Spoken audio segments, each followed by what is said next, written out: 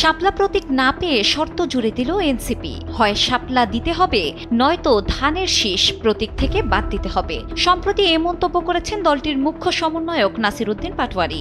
শাপলা ছাড়া নিবন্ধন মানবে না এনসিপি, এমনকি প্রতীক ইস্যুতে নির্বাচন বাধাগ্রস্ত হলে এর দায়ও নেবে না দলটি।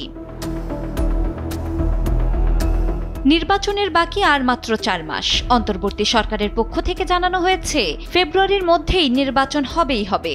নির্বাচনের সময় নিয়ে আপত্তি থাকলেও চলছে প্রস্তুতি। তবে এখনও দলীয় প্রতীক নির্বাচন করতে পারেনি এনসিপি।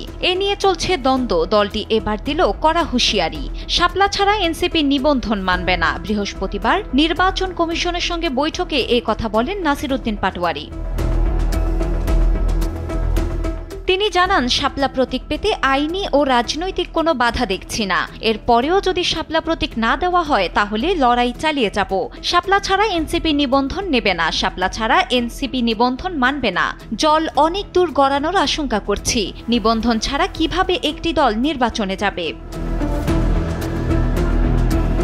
সংবাদ সম্মেলনে নির্বাচন কমিশনের সমালোচনাও করেছেন তিনি এবং বলেছেন, প্রতীক সংক্রান্ত বিষয়ে নির্বাচন বাধাগ্রস্ত হলে এর কিছুটা দায় নির্বাচন কমিশনেরও।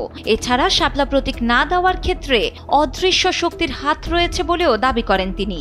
এর আগে প্রতীক না পাওয়া প্রসঙ্গে এনসিপির উত্তরাঞ্চলের মুখ্য সংগঠক সার্জিস আলম বলেছেন, আইনগত বাধা না থাকায় এনসিপির প্রতীক শাপলা ছাড়া অন্য কোনো অপশন ভাবছেন না তারা। শুরু থেকেই প্রতীক হিসেবে শাপলা চেয়ে আসছে এনসিপি। তবে রাজনৈতিক দলের জন্য তৈরি করা নির্বাচন কমিশনের প্রতীকের তালিকায় নাম নেই শাপলার। এনসিপিকে বেছে নিতে বলা হয়েছে তালিকাতে রাখা 50টি প্রতীকের মধ্যে একটি, কিন্তু দলটি শাপলা ছাড়া অন্য প্রতীক মানতে নারাজ। ডেস্ক রিপোর্ট, সময়ের আলো।